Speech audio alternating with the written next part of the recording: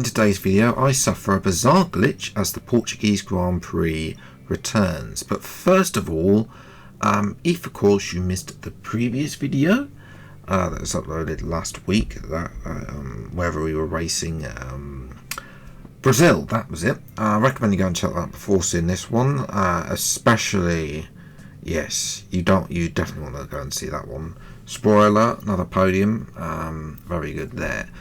In terms of R&D, there's not really a lot I can do, so I'm just literally adapting a few parts. This is going to be full wet qualifying. Of course it is. Full wet qualifying. Yes. R&D wise though, no changes between Brazil and Portugal. I mean, for some ridiculous reason, this is where Portugal is in the calendar on the F1 game. It's just always, I always find it bizarre. You know, I mean, custom calendars, you know, moving the calendar order about is definitely needed. But anyway, there's no changes elsewhere, so we're going to move instead to a very soggy qualifying. It is pouring down with rain here at Portimao, which is a bit of a shame because Portimao is actually one of my better tracks on the F1 game, but nevertheless, I'll see what I can do in the rain. As I say, qualifying has definitely not been a strong suit of mine as well. And this is what I'm putting up with, the rear end just sliding about all over the place as well. So that is not good. You know, I'm losing time and time again. I do think that the AI, they are racing them in the wet. Well, qualifying in the wet isn't very handy. Now, interestingly, I should point out, you only get one set of wets for qualifying. That's it. I didn't realise that, so I'm doing this rather than going out on some old, worn-out wet tyres. I've chosen the intermediates purely to have a different tyre. And actually 2/10 up. I wasn't really expecting much.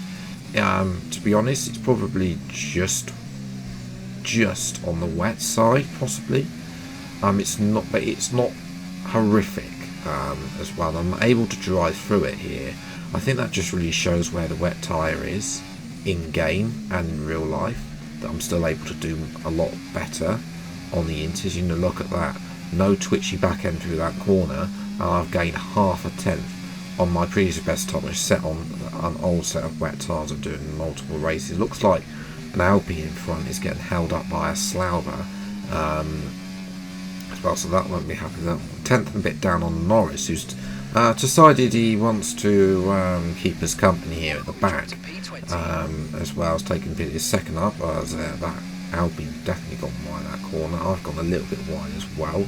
I'm just going to track extend for good measure as well. Second up now on the previous best time. That's not good. The rear end definitely stepped up there. A little bit of time lost there. Still a second game though. And where will that be? Anywhere good? No. P17. To be fair, my teammate's not anywhere near either. Both Haas cars are up there as well. Disappointing there. Well, where's... Oh, I see. So it's... But both Sonoda, Norris is in a Toro Rosso sandwich.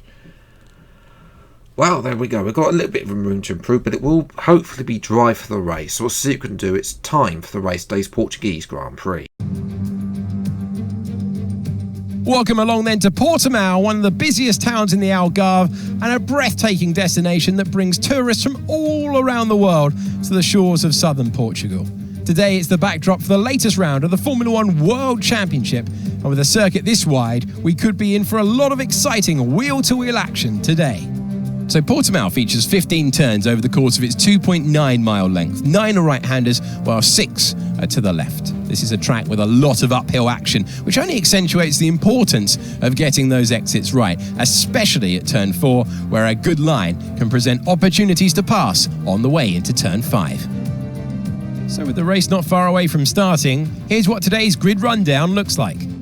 World champion Max Verstappen starts from pole position, just ahead of George Russell, who starts this event from P2. Looking at the rest of today's grid, we have Hamilton, Oscar Piastri, Sainz, Fernando Alonso, Leclerc, Perez, Stroll, Magnussen, Hülkenberg, Albon, Ocon, Gasly, Norris, Phoenix, Zhou, Teo Porcher, Bottas, and Yuki Tsunoda.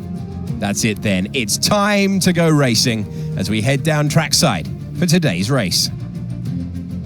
Well, what a race we have in prospect. Welcome to the commentary box. I'm Alex Jakes. Joining me is Naomi Schiff. I love this moment in the weekend. Put us in their shoes right now. What are they feeling on the grid? It's a very special time for the drivers. It's almost like everything around you slows down and you become hyper aware. So your nerves slightly go up, your adrenaline's going up. It's the perfect time to start focusing on your visualizations and preparing for the race. So you want to avoid distractions and really stay cool, calm and focused. Mate, that podium last time out was great. I know you got a trophy, but hey, I got a little bonus. Cannot be serious! I'll be having that bonus, Mark, because you did absolutely nothing to get me that podium. That strategy was all me, thank you very much. Nothing from you. All you've contributed was the world's worst strategy at Imola this season, and that's it. Yeah, if it was up for me, I'd fire him, but there we go. Race strategy is the usual medium sauce, so we'll see what we can do then. 5 lights for the Portuguese Grand Prix, and away we go. It's a poor start for Lando Norris, as well as Yuki, by the way. I've got to mention he is out the back, as well. There's a Slauber and a good start. I'm going to try and go around the outside, almost going to the back of the Alpine. There's a bit of front end plate. I don't think that's mine. Doesn't feel like it's mine, so I think it's actually somebody else's. There's a centre on Perez. It's been a good start up to P9 there. As well, it's actually Alex Albon's end plate. Excuse me, and he's actually going to do something unusual on F124. And he's actually going to pit as well, so I'm going to send it round the outside. Oscar Piastri as well. Use a bit of DRS as we go up the hill. As well, and how about the inside line? Thank you very much. Up to P8. You know, that's good progress as well. And obviously, the best of the tyres will yet to come.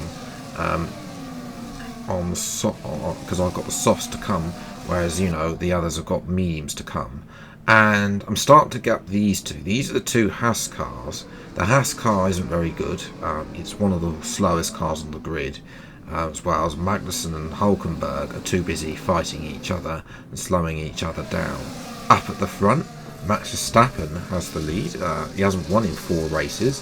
From George Russell and Carlos Sainz.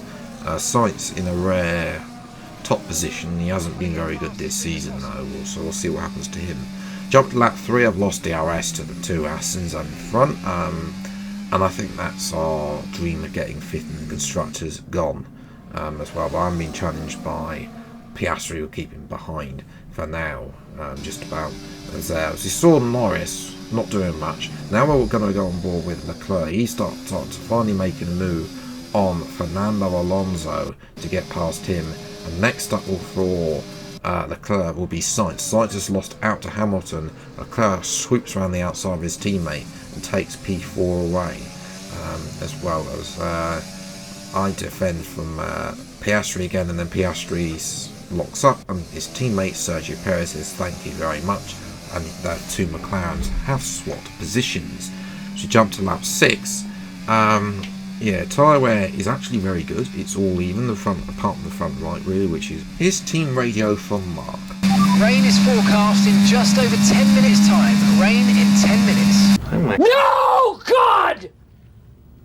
No, God, please, no! For goodness sake. Rain in 10 minutes. This, you know, who are we getting the weather forecast? The BBC? K-Mag, you know, he's broken away from his teammate, but he's got a bit of an issue. Same as for Alex Albon. Well, you know, he had to pit early on, and unfortunately for Alex, that Williams' engine has retired, which, to be honest, I mean, we're not really competing anymore with him. You know, our main fight, is with Aston Martin now, not with Williams, but yes, did lead a few laps here, but we moved to lap 14 to make the one and only stop now from medium softs. Tyre wear is really good. There has been a few tracks recently where we haven't done it well, but well, it wouldn't be an F124 career mode episode without having a delayed pit stop, which is a shame because that's going to put me what could have been level with the two McLarens to them being a couple of seconds in front. Yeah, so definitely lost out to them, but they have of course undercut. Now Lando Norris has been busy and he's finally going to get past Zhou Guanyu. This is for 12th place, so Lando could be on the charge behind us, but now well, really for us, as we come down the start finish, what on earth was that? What on earth was that? That is a bizarre glitch. And the title of today's video. So I'm coming down the start finish straight, and then I sink into the ground, and then the takeoff. Here's a slow-mo. Sink into the ground here, then take off. At you know, just like going taking off like a rocket. Yeah. Anyway, let me know if you've seen that glitch before in the comments below. I've caught up to the two McLarens. Perez is, they've swapped around again. Perez this time is there, and it's an easy move, textbook move around the outside of turn 1. Next up is Oscar Piastri, who are going to try and dispatch straight away. Interestingly, look at the gap between the two McLarens and Alonso. It was like over 4.5 seconds before the pit stops. Now it's just 1.9. Down the inside of Oscar Piastri at turn 5 and up to P8, so that's a good move. I've also got fastest lap as well, which I'm hoping to be able to keep hold of. That'd be an extra point I'll try and charge to keep us in any chance of getting that 5th place away from there. Piastri tried to sling it around the outside, nothing doing there. He went off circuit. Lap 21 though, I need to make this overtake now. The rain is arriving. Round the outside of Alonso here. We're going to go side by side up the hill now. Alonso's the inside line. He's going to cut across, but I need to make this move ASAP because the rain is arriving. I'm going to send it here, and I've made it work. A bit of slipping around the outside, and it's starting to be greasy because of the rain arriving. You know, this is an unorthodox place to make the move, but I'm in a rush. Need to make these moves before the rain arrives, because once the rain arrives, that's it. The AI will be supreme and I will be struggling. Exactly what's happened on lap 21, where I'm weaving all over the place. Mark's giving me, I don't know what strategy that is, but yes, Alonso and Piastri are going to come past, but they've taken the inside line, which is catastrophic. That slide was catastrophic. It is proper raining. DRS has been disabled on the penultimate lap. And if the rain had come a few laps earlier, even 2 laps earlier, I would have said pit for Inters. But on the penultimate lap, it's just too late. We're gonna have to try and hang it round. And the AR, you know, I'm drifting through the final corner. Can't even keep in a straight line. I think they've had a contact with Alonso. Not really my fault. I just can't control. Piastri's actually snuck past him. Perez is having a look at Alonso, so you know, maybe the McLaren overalls will be happy with that. I'm going about 2 miles an hour, trying to get no grip whatsoever on these soft tyres, especially rear left. That is becoming a bit of a problem. I'm going to go defensive against Piastri, open the steering. Yeah, I hope he doesn't. Alonso's actually sent it on Piastri. That will help. We're on the final lap now, so all we've got to do is Piastri again as I go around the end, but then I've sort of gone drifting and I have to force him out here. I don't have full control of this car at this time, as well. There's more drifting going on through what is effectively the final corner, but it's really the penultimate corner as we come through this fast corner. I try and keep the speed as much as possible. Save the ERS, deploy the ERS up to the line, keep it the straight line up to the line, and it will be P7, which I think is a very, very good result. P7 and fastest lap. I will definitely take that. Could have been a little bit better had the rain not arrived, but I mean, it's still a very, very good result. So the celebrations begin, and well earned they are indeed. It may have looked simple at times, but as any racing driver will tell you, competing at this level, at the very top, is anything but simple. There's no catching them now then. We have a new World Drivers' Champion. So, Max Verstappen is the 5-time world champion now. He's matched one Manuel Fangio's record, You know, there's only 2 drivers that are 1 more than now that he will try and chase down in season 3. But can he get to 6? We'll have to wait and see. Yeah, fastest lap in the end. You know, the AI didn't have that chance because of the rain actually helped me keep fast lap in the end. You know how the AI like to charge their battery and have a go on the final few laps, and they usually take fastest lap away. But not today. Carlos Sainz did gain some points on me, but to be honest, I'm not really concerned about beating Sainz in the Drivers' Championship. 10th, I'll be very happy with. Constructors wise, it's 29 points to Aston Martin. Yuki wasn't very good. Yeah, you know, we need Singapore levels of performance from him in order to, you know, to try and catch Aston Martin. Otherwise, it's going to be there. We're actually in a championship rivalry now with Sainz. We've got 7 points to win. So I don't know if we're going to do that. We need probably another good result. We're beating Yuki now. 83 to 82, so I'm better rated than Yuki as well. I think having fastest lap, you look at that, almost 1,000 gain on race pace stat, that is definitely helping. Racecraft is up to 88, by the way, now, very good. Almost there to the 60%, but not quite. I'm interested to see what's going to happen in season 3, because, well, let's just say this. I'm not staying. I'm going to spoil it for you now. For those of you who've watched the end, I'm not staying at RB Toro Rosso Racing Bulls for season 3. Absolutely not. In these career modes, with the driver transfers, the way it works, you have to keep moving. If you don't keep moving, then you're going to get no driver transfers. That's my top tip for you guys, is to keep moving. So I'm looking for a better team. Preferably somebody that is very good. We've already had talks with Aston Martin. I declined them because the idea is to try and get into McLaren. But, you know, we'll have to wait and see what becomes available at the end of the season. There are 2 rounds left. That is Vegas and the United Arab Emirates. I have started work on season 3. But obviously, I can't fully design the liveries due to sponsors, because obviously some of the sponsors are affected by where people go. You know, Perez, you know, even Norris has got his own sponsors. You know, everyone's got their own sponsors that they bring to the team these days. That's just how F1 works these days. Obviously, in the case of some drivers, they bring everything, you know, but some have a lot more than other sponsors, drivers do. But yes, so that's really why, you know, 2026 season will be season 3. There will be some changes that I am modding in with the engines. So there will be those different engines. We'll have to wait and see what that brings. I've not done any work whatsoever yet on that to see if it does work. It should theory work because the game hasn't really changed in previous years. So yes.